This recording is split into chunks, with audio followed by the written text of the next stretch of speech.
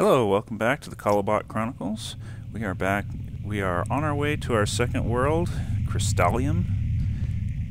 And it's kind of interesting. Last planet was called Tropica. It was kind of a tropical looking green world. And this one's called Crystallium. So let's see what we see here. Yeah, let's see like crystals and stuff around and weird purple oceans, blue ground, kind of interesting. Let's go ahead and hit our instructions and see what we've got to do here. Alright, build a radar on the highest point in the area. Make sure the radar will work safely even after your departure to other planets. Your research center should be able to provide a solution. Alright, we'll need to build a research center. It is possible that the organisms detected are in fact the worms alluded to by the previous expedition. If this is indeed the case, don't be excessively alarmed. They seem fairly harmless to living organisms, but could cause the programs of bots and buildings to malfunction through emission of viruses. Radars, okay, not only give you information about the objects and organisms, they also relay information to and from the Earth once you've taken off to other planets.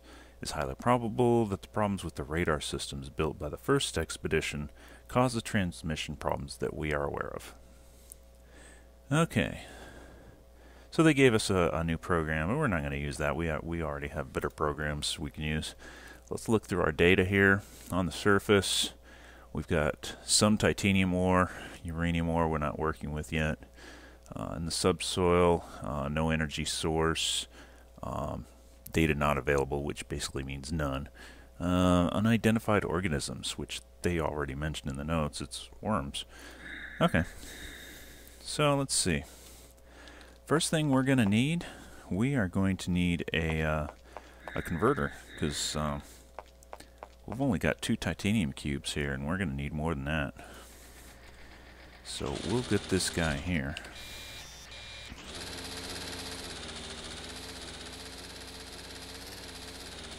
I'm going to put it over here kind of close to this ore. Alright. And we're going to put him to work here. There's already a program loaded right here because I did this mission once and messed up and lost the video file. So go ahead and tell him to go. I probably won't get the thing built in time. It'll just... Yeah. Oh. Well, that's kind of nice. They thought about that when whoever made the program. This isn't my program. This is somebody else's. Whoever made that program, they planned for that contingency. So once it gets finished, then it should start processing ore for me. Alright, and first thing we're going to build is a research center.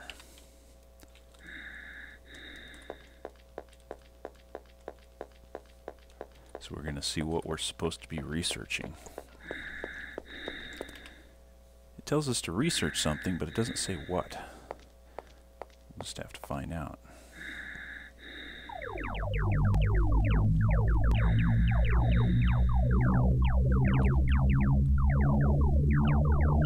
Let's make sure our bot's busily doing his job. Ah, yes, good. Okay, and research center requires a power cell.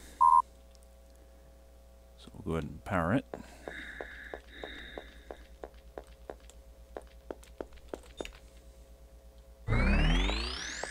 Alright, let's select our research center.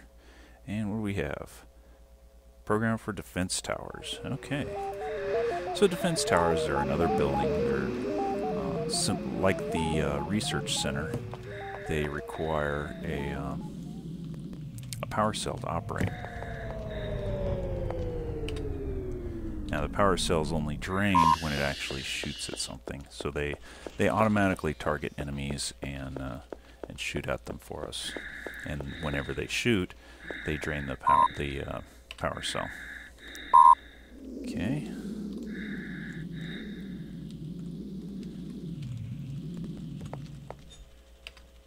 Alright, and I'm going to make a winged grabber first. Going to make our job a little easier. Oh, you know what I just realized? forgot to make the building. I need to make a bot factory so we can start making some bots. We're going to need a shooter to get rid of those worms. And we're going to need a winged grabber to carry some titanium cubes and a power cell over to that hill over there, which I failed to mention. That hill over there, that's the tallest point, and it's completely surrounded with water, so we can get in the water. But yeah, we can't carry anything over there except by flying. I suppose it's possible to use a subber, but subbers are so slow, and it's just better to use a winged grabber whenever you can.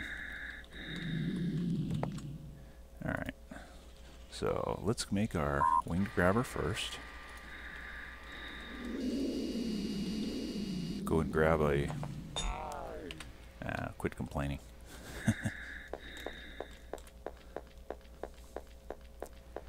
Put a power cell on there. Come on.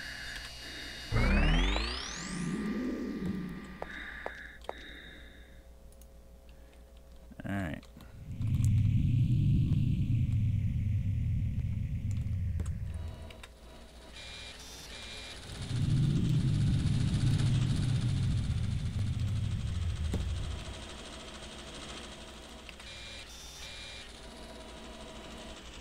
Alright, and we're going to need a shooter. Ha! Our program kind of failed, didn't it?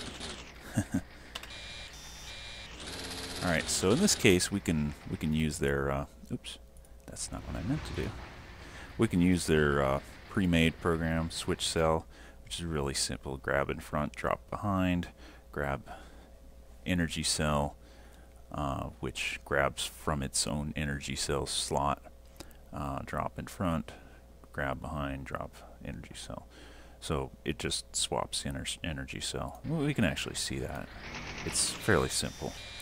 So it grabs it, puts it behind it, grabs its own,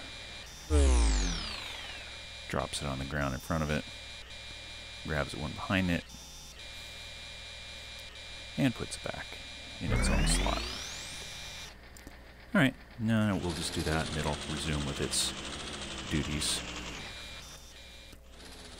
Alright. I'm going to grab a good one more power cell here.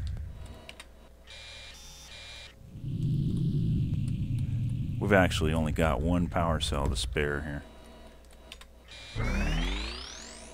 because we're going to need one of those power cells for the tower, right? Okay, we're going to switch our viewpoint. We're going to load our auto aim, robo aim program. This is the one that I took the code from another program, improved upon it, and made it a standalone. It was from a fighter program previously. I put in the notes here, alien killer program was where I got it from, and I added some improvements and just made it a standalone aiming program, which I find to be more handy than trying to trust the program to handle things like flying over water and stuff. Oh, those buggers went and hid from me.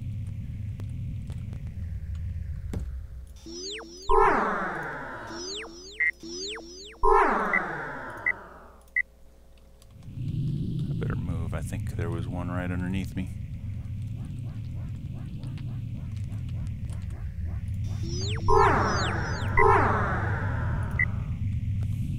And the nice thing about using this program when there's nothing to shoot at, it just won't shoot.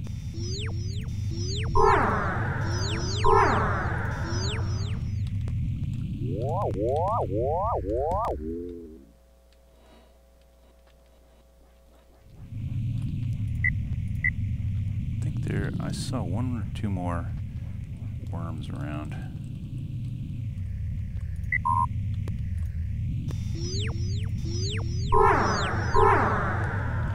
I think I might have them all.